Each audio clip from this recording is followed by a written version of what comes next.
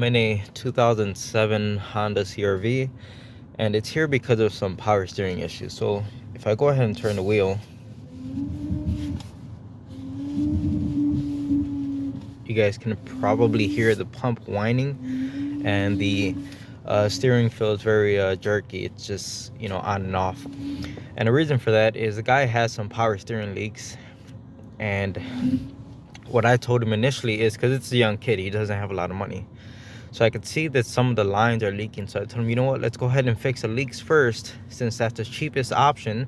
See if it fixes the issue. If it doesn't fix the issue, then it's gonna need a new pump. He just dropped it off today to put the new lines on it, the ones that I found that are leaking. When I initially looked at this car, that was at least 2 months ago. So he's been driving like this for at least 2 months, and God knows how long he's been driving like this before he even brought it to me to look at it the first time. So that pump has been starved of fluid for a while now. It's very much possible that the pump is already damaged. So don't know. We're gonna cross our fingers and hope that we could just replace these lines. So let me pull it into the garage and we'll get started on this thing. Okay, so this is the line that we're replacing. It's the one that goes directly into the power steering pump. You can see how it looks wet all around here, and of course there is a ton of fluid down there. Not sure, this pump may be leaking already, but like I said, owner doesn't have a lot of money, so we're fixing one thing at a time. And if we follow the line down here, you can see all of this is moist. Okay, this is what dry rubber looks like, and that's all moist and wet. And if we follow it down, there is no doubt that this line is leaking, as you can see how wet everything looks on it. So I've seen this before. I've even had this happen to me in my personal car. Basically, this is just like a braided line. Okay, so eventually the fluid starts to seep out of it, and at that point it's no good. That's the first line we're gonna go ahead and change. You can see there's a sensor attached to the line right there. I have a new sensor for it. So that's the only thing that's getting replaced today, this line and that sensor. And then I'm gonna go ahead, top off the system, try to bleed it out. And if it appears that he's still dumping fluid out, oh, it needs a power steering pump, no way around it. And honestly guys, if I'm coming in here to do this power steering pump later on, just like that Honda Accord I just did, it's also gonna get the new hoses that go to the reservoir right here, because we all know how these are prone to leaking once they get old. These don't feel as hard and brittle as the ones on that 2003, because the car is a little bit newer, but still, just a good idea. They're really cheap parts, and why not just go ahead and change them if we're going to be taking them off anyway to get to that pump. So as you can see, I got the line disconnected from the pump itself. The line is just sitting here. I got the sensor unplugged, and I got the two 10mm bolts holding the line to the actual like the rack and pinion. There's also one right there. Now the final thing to remove is the actual line at the rack and pinion, which I took this wheel off because if we come here, there goes our guy right there. So it looks like we have a pretty straight shot right at it. So what I'm going to do is use a Crowfoot. It's going to be a 21mm with an extension on it. You stand up, and with any bit of luck we should be able to come right inside of here, and there we go, we are on it. I'm going to use another extension to maybe come all the way out here with my ratchet, give me the most amount of leverage that I could get.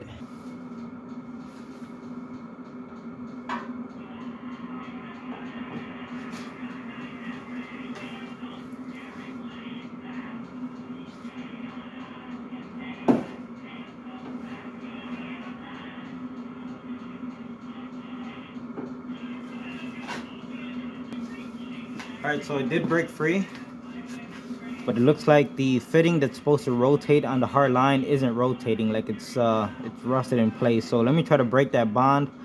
If not, we're gonna have to do some more extreme measures. So this is what I was talking about as far as extreme measures. The collar of the nut did not want to let go of the shaft. It didn't want to break its bond. So honestly, I just kept twisting it until it snapped off. You could see the line down there. It's not a big deal, guys. Remember, you're here to replace this, so just do what you gotta do to get this done. Don't try to be a hero. How's that saying go? With great power comes don't be stupid. And if I reach my arm inside of here, thank God I have little Mickey Mouse arms. Should be able to spin this right off. And that's the way the cookie crumbles. I got my pan underneath the car to catch anything that comes out. Not much. All right, we can pull out the entire line now. The whole thing is disconnected. And hopefully the new part that we got actually matches up. Because we're really gonna be down Schitt's Creek at this point. Now we should be able to pull this out from up top. It's 2022, so there's so many genders. We have a 10% chance it could be a girl, 10% chance it could be a boy. And it's a boy. So here goes our new line. I got all the brackets transferred over. It came with new bushings on it already. I installed the new sensor. I masked up the pins and all this stuff looks like it's gonna work. Everything seems to match. Everything looks really good here. The only difference I'm seeing is instead of a 21 on this side, this is now a 18 millimeter. So who knows, that might make it a little bit easier to install because we might have more clearance now. Hopefully everything fits nicely. So yeah, let's go ahead and get this bad boy installed. You know, I just got a call from someone saying, hey, I got a guy that works at he owns a mechanic shop. You know, he wants you to work there for him. I told him, no, thank you. I'm not interested. And it's not the first time I've gotten people basically trying to recruit me. No, I'm not interested. I don't want to work in a shop. I'm more than content doing what I'm doing my own thing. I don't need someone breathing down my neck, boss yelling at me, stupid shit like that. I'm sure all of you guys know what I'm talking about. I don't want to deal with any of that garbage. No, honestly, I'd rather go work at Walmart before I go work in a mechanic shop. Like 100% honest with you guys.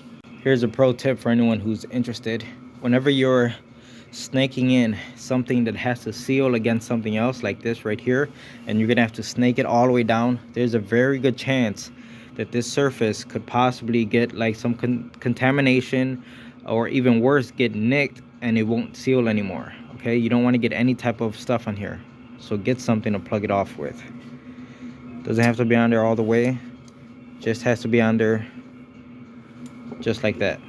So now when I sneak it in there and get it into its place, I could go ahead and remove the cap right at the very end to not risk damaging the sealing surface. I hope all that makes sense. Now I can't stress this enough. Whenever you're dealing with lines like this, it's always important to install the line that's going to the rack and pinion first, because they are very sensitive at which angle they need to go on.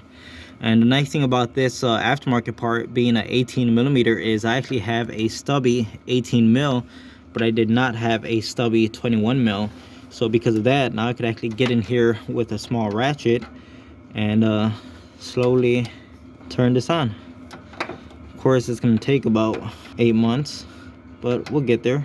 So let me go ahead, wrap this up. Now that this line is all threaded on and it's going in place, now it's okay to, you don't want to snug that down just yet. Now it's okay to start routing all this stuff, put the line in all of its holding locations, and come up here and connect it to the power steering pump before we completely snug down that line going to the rack and pinion. So everything that holds the line in place is bolted down. You can see that nice shiny line down there. At this point, let's go ahead and grab some brand new power steering fluid that I have right here in this cap. Put a little bit on the O-ring, and let me go ahead and get this bad boy bolted up.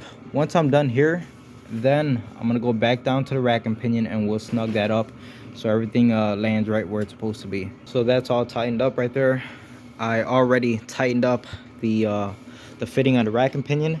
Now what I want to do is try to suck out whatever old fluid I can out of here. Not much is gonna come out, but we'll get whatever we can, and then we'll replenish it with brand new fluid and bleed out the system and check for leaks.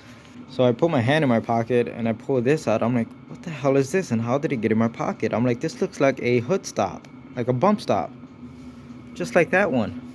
Come over here and this one is missing.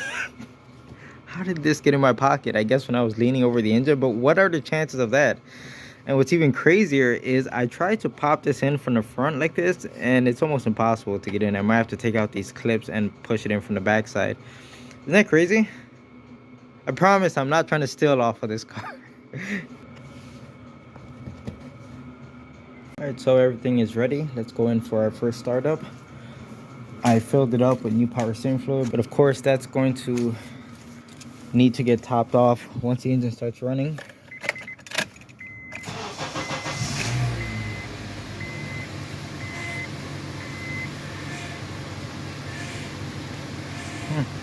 Not really making the noise that I was expecting, but let's go ahead and top off the fluid. So I've been starting the engine and filling this up as I need to. Of course, you want to check for leaks at this point. And what I always do in situations like this is spray all of my connections with brake parts cleaner and dry it down with a rag.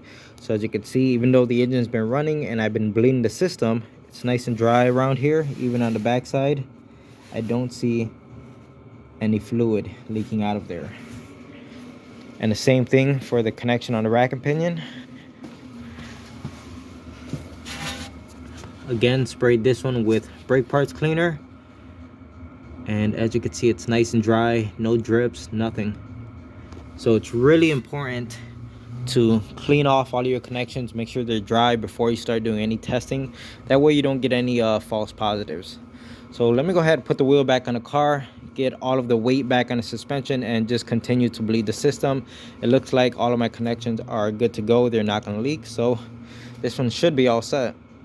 As you can see, I got the CRV out of the garage. I'm done bleeding the system, and the power steering works nice and smooth. No hiccups at all, no rough spots, and the power steering pump itself is nice and quiet. So it's looking really good so far. I'm hoping this turns out to be the actual repair and he didn't damage the power steering pump for as long as he's been driving with the fluid constantly low like that and the pump whining.